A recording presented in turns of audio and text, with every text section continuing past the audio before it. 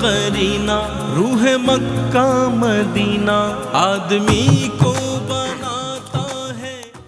جی جناب، آپ کا خیر مقدم ہے۔ میدان محشر، انعقاد کا سبب اور احوال آج ہمارا موضوع ہے۔ اس اعتبار سے تینوں ہی اسکالرز نے ماشاءاللہ بہت عمدہ گفتگو فرمائی، اور میں قبلہ مفتی محمد اکمل مدنی صاحب سے جاننا چاہوں گا، حضرت یہ فرمائیے گا حشر میں شفاعت کبریٰ کا جو تصور ہے وہ کیسا ہے، اس پر کچھ روشنی ڈالیے، کیا ہے؟ اعوذ باللہ من الشیطان الرجیم، بسم اللہ الرحمن الرحیم۔ شفاعت کبریٰ کا تصور، کبریٰ کہتے ہیں بڑی کو اور صغریٰ کہتے ہیں چھوٹی کو۔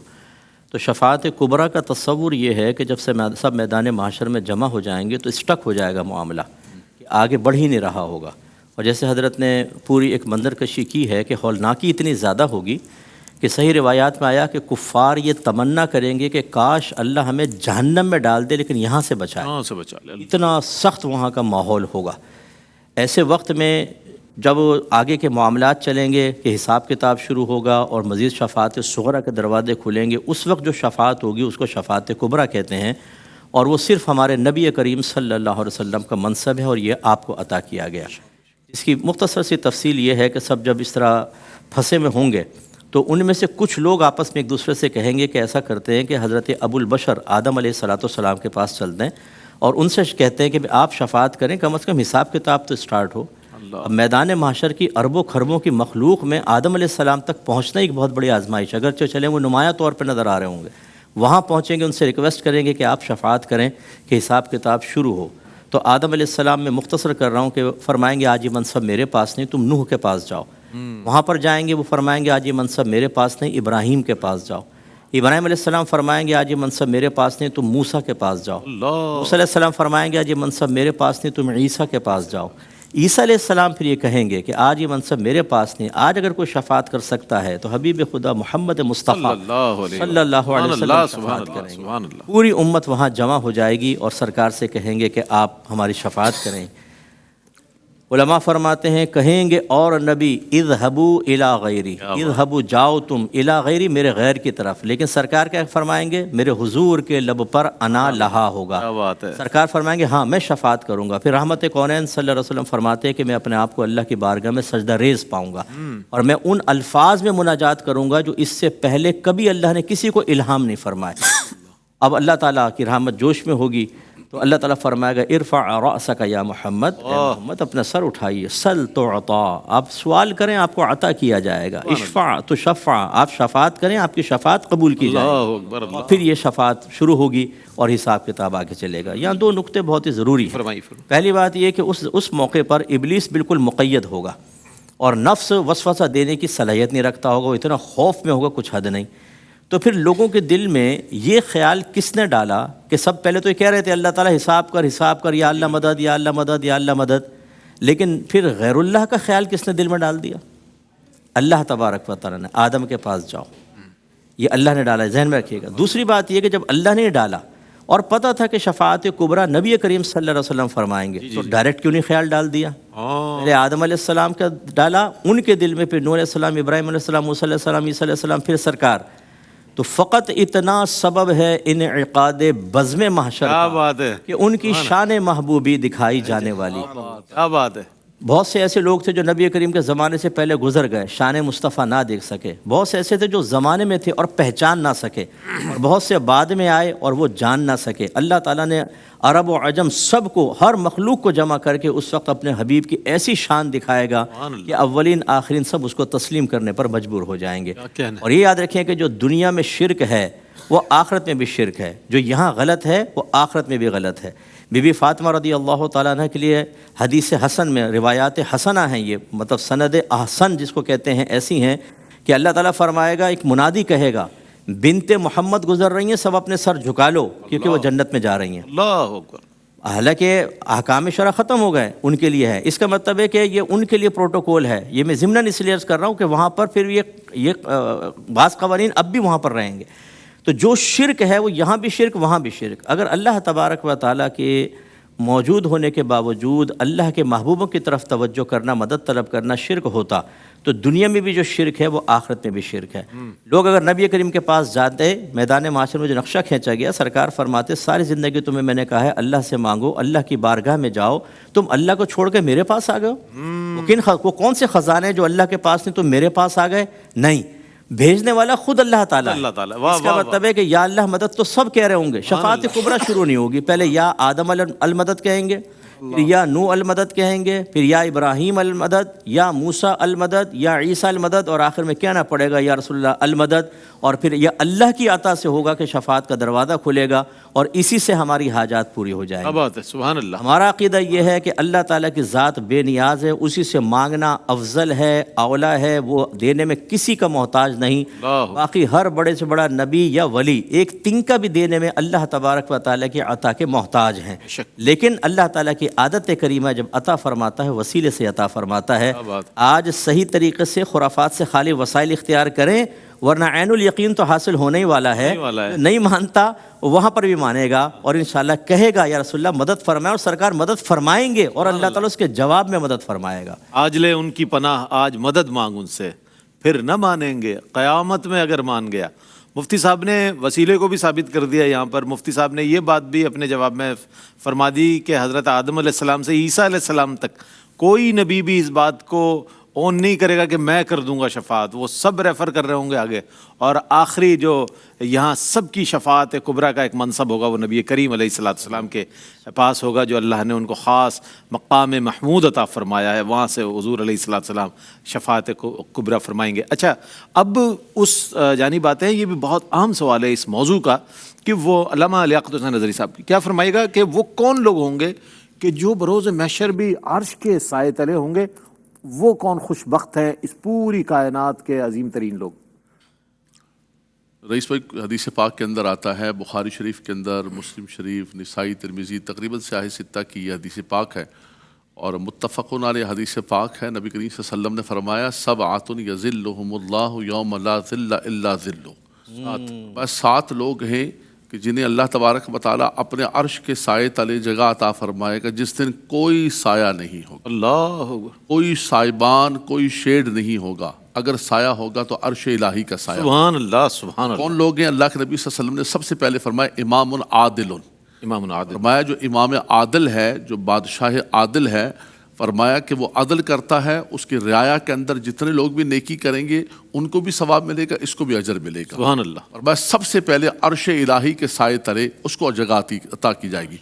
اس کے بعد فرمایا شاب نشا فی عبادت اللہ، وہ نوجوان جس کو اللہ نے جوانی میں عبادت کی توفیق۔ اللہ اکبر، اللہ۔ اس سے یہ بھی دیکھیں کہ ہمارے وہ بچے، وہ نوجوان جو انتظار کر رہے ہوتے ہیں کہ یار بھائی نماز پڑھ لو، بھائی داڑھی رکھ لو، بھائی نیکی کر لو، ابھی تو بڑا وقت ہے یار، تو کریں گے، بوڑھے ہو کے کر لیں گے، ابھی تو بہت ٹائم ہے، مسجد کے اندر آ جائیں گے جب سب چیزوں سے فارغ ہو جائیں گے۔ نہیں میرا بیٹا، جوانی اور شباب یہ عروج ہے، یہ وہ وقت ہے کہ جب رب تبارک و تعالیٰ اس وقت کے سجدے، پھر وہ وقت آ جائے گا جب گھٹنوں کے اندر درد ہوگا، سجدہ بھی نہیں کر سکیں گے، پھر اس وقت مسجد کے اندر آؤ گے جب دنیا ٹھکرا دے گی کہ بھائی آپ نہ بچے دکان پر جانے دے رہے ہیں، نہ فیکٹری پہ جانے دے رہے ہیں، تو اب جو ہے نا کیا کریں، کہاں جائیں؟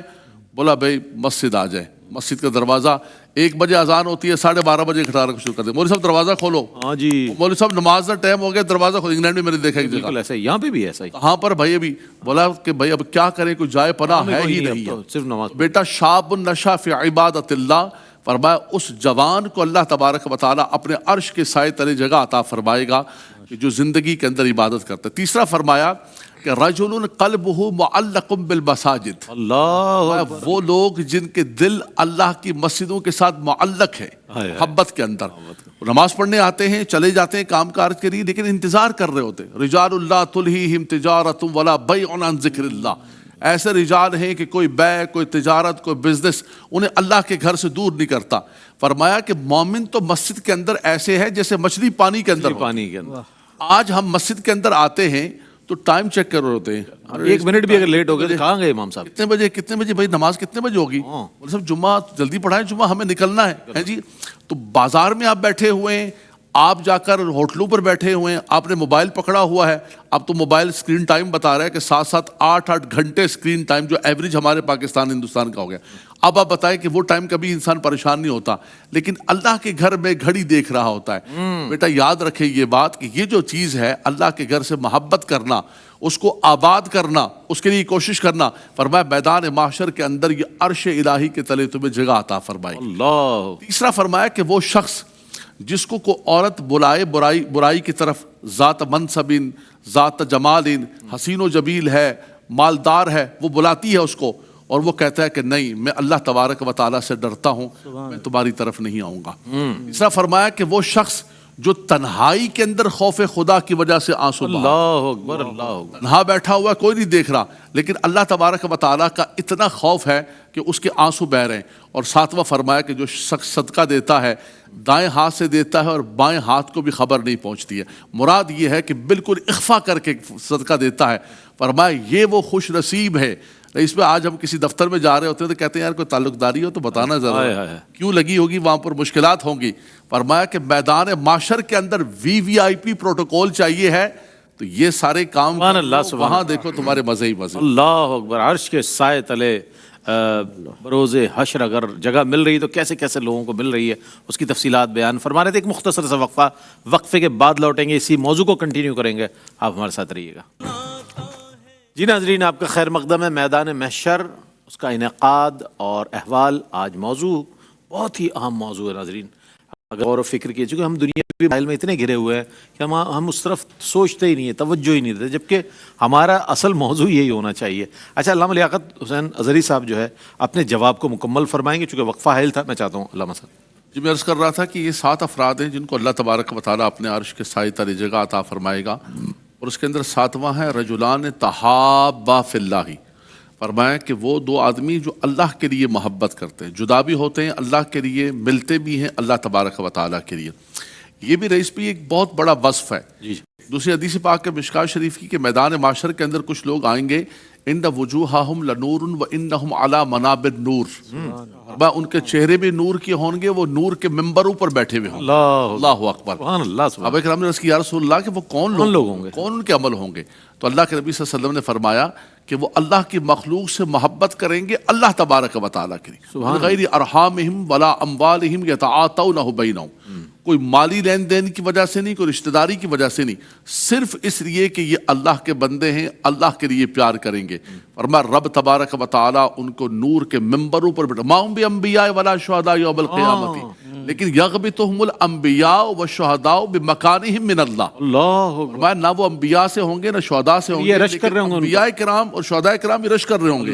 فرمایا یہ اتنا بڑا مقام ہے کہ اللہ کے الخلق عیال اللہ, اللہ کی مخلوق سے اللہ کے لیے محبت کیا کہنے. سبحان اللہ, سبحان اللہ. اچھا, علامہ مفتی خرم اقبال رحمانی صاحب سے میں جاننا چاہوں گا وہ کون سے سوالات ہیں کہ جو بروز قیامت کیے جائیں گے, اور ان میں سب سے پہلی چیز کیا ہوگی؟ میں چاہوں گا اس میں روشنی ڈالیے. رئیس بھائی, میں اس میں پہلے تو عرض یہ کرنا چاہوں گا کہ پیارے آقا صلی اللہ تعالیٰ علیہ وسلم کی امت پر شفقت ہے کہ حضور جان دو عالم صلی اللہ علیہ وسلم صلی اللہ علیہ وسلم تمام چیزوں کے متعلق امت کو باخبر کیا. بے شک. اور اس خبر کا بنیادی مقصد صرف یہی ہے کہ ہم تیاری کر لیں.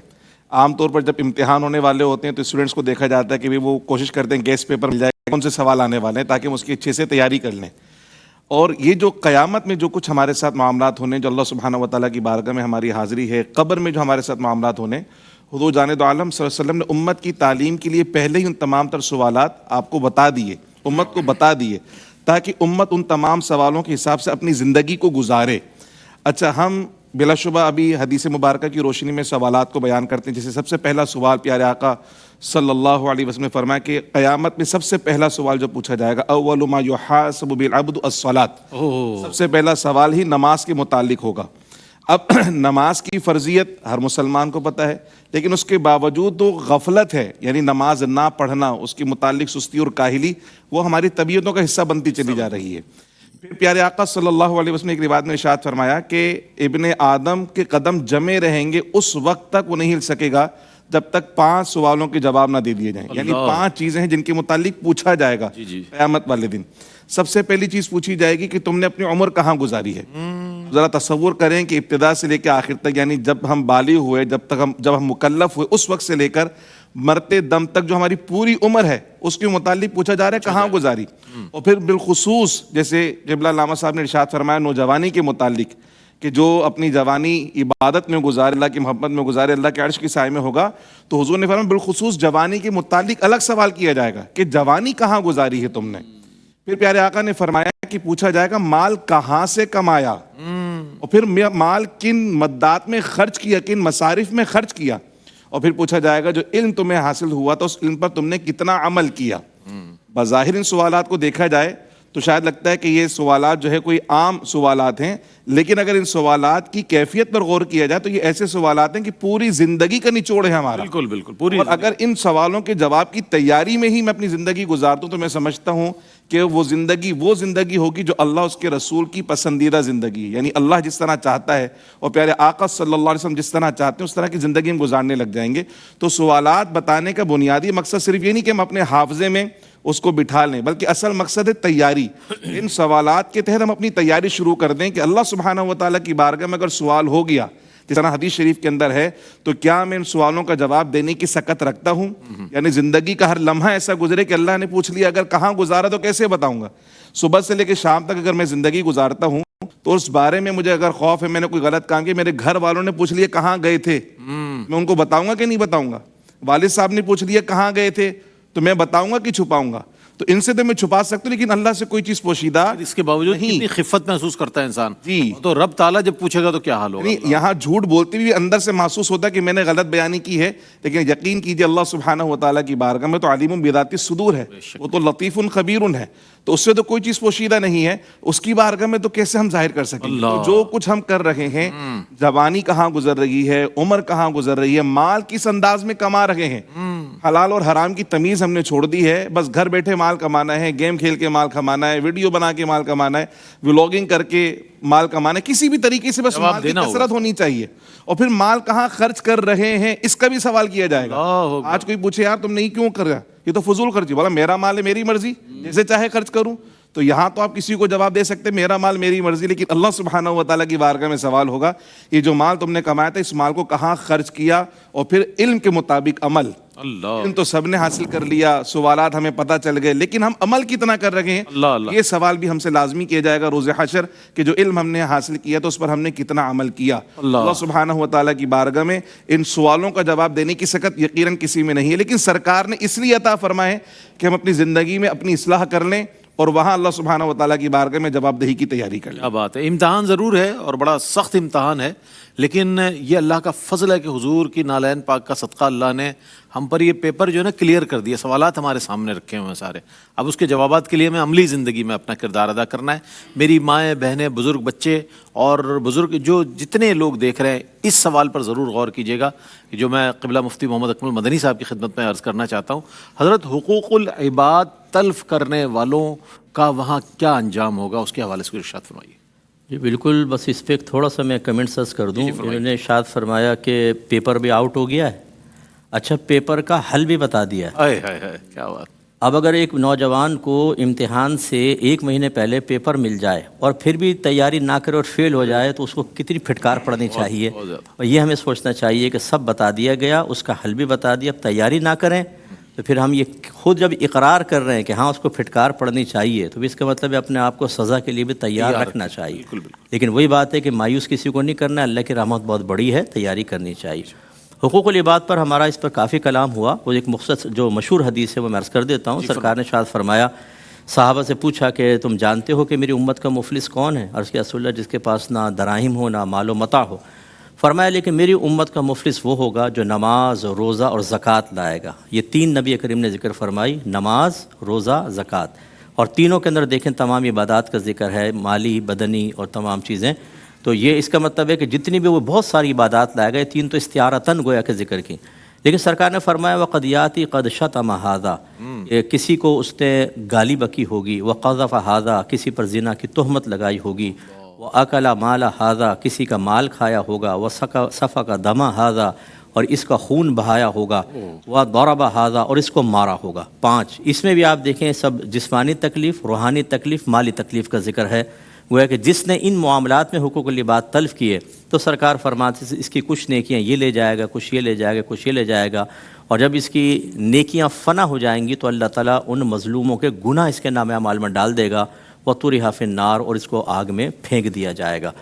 ہم سب کو، مجھ سمیت ہم سب کو اپنی سابقہ زندگی پر اور حالیہ زندگی پر خاص غور کرنا چاہیے۔ کسی کو کسی بھی طریقے سے تکلیف پہنچائی، آج معافی مانگ لیں، میدان محشر کے لیے چھوڑ کے نہ رکھیں، وہاں پر پھر کچھ بھی نہیں ہو سکتا، نیکیاں نکل جائیں گے۔ سبحان اللہ، سبحان اللہ۔ مفتی صاحب بہت شکریہ ادا کروں گا آپ کا، علامہ صاحب، مفتی صاحب آپ تشریف لائے۔ ناظرین محترم، آج موضوع میدان محشر، انعقاد کا سبب اور احوال، اس پر بہت اچھے انداز میں اس کو بڑی سنجیدگی سے سننا چاہیے۔ یہ علماء حضرات جو ہے ہماری رہنمائی فرماتے ہیں، جیسے فرمایا کہ اگر کچھ ہو گیا ہے، اور ڈیفینیٹلی ہوتا ہے، انسان خطا کا پتلا کہا گیا اسے، بہت کچھ ہوا ہے، اس پر غور کریں، اپنے آپ کو احتساب کے لیے تیار رکھیں اور پیش کریں، کیونکہ کل جو بروز محشر حساب، ہم یہاں آڈٹ ہو جائے نا تو ہمارے ہوش ٹھکانے آ جاتے ہیں، آڈیٹر آ رہے ہیں، آڈٹ ہوگا، اور وہ جو آڈٹ ہوگا فائنلی، اس کے لیے ہمیں تو بہت زیادہ تیاری کرنے کی ضرورت ہے۔ جو کچھ سنا ہے اللہ تعالیٰ اس پر ہمیں عمل کرنے کی توفیق عطا فرمائے۔ اگلا جو سیگمنٹ ہے وہ ہے آپ کے مسائل کا حل، جس میں قبلہ مفتی محمد اکمل مدنی صاحب تشریف فرما ہوتے ہیں، آپ کے لائیو سوالات لیے جاتے ہیں اور ان کے جوابات دیے جاتے ہیں۔ انشاءاللہ یہ سلسلہ اذان فجر کے بعد تک ہمارا جاری رہے گا رحمت سحر کا۔ ایک وقفے کے بعد ملتے ہیں، ہمارے ساتھ رہیے گا۔ رحمتوں کا مہینہ، عظمتوں کا سفینہ، زندگی کا قرینہ، روح مکہ مدینہ، آدمی کو بنا